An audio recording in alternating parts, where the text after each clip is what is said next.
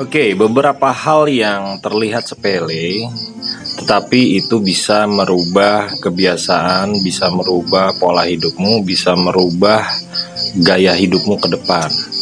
Apa yang pertama? Yang pertama adalah ketika kamu bangun tidur, kamu mulai membereskan tempat tidur.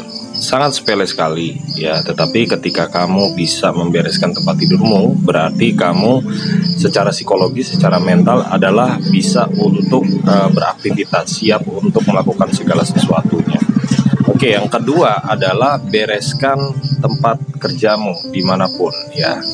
Jadi ketika kamu yang bekerja di rumah, kamu bekerja di kantor, kamu memiliki meja kerja dan segala macam, coba dibereskan, coba lebih organize. Kenapa? Karena hal sepele inilah yang nanti akan membangun satu habit, satu kebiasaan, satu psikologis, agar nanti ketika kamu memiliki segala sesuatu yang lebih besar, kamu terbiasa untuk terorganize. Terorganize itu teratur ya.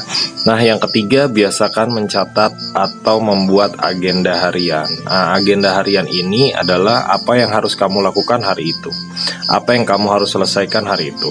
Nah, setelah pagi hari atau saat bangun tidur kamu membuat agenda, coba lihat pada saat selesai aktivitas, berapa list, berapa agenda yang telah kamu selesaikan. Walaupun kamu melakukan pekerjaan ya, misalkan saya harus ke kantor kerja dan segala macam sekian jam, saya posting untuk kerja sampingan saya berapa banyak, saya harus live berapa lama, saya harus membuat apa berapa lama, saya harus mengetik apa berapa lama.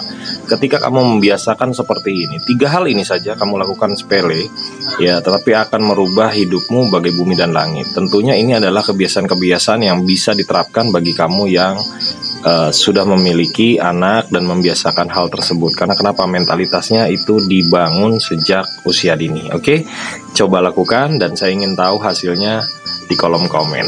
Salam gila.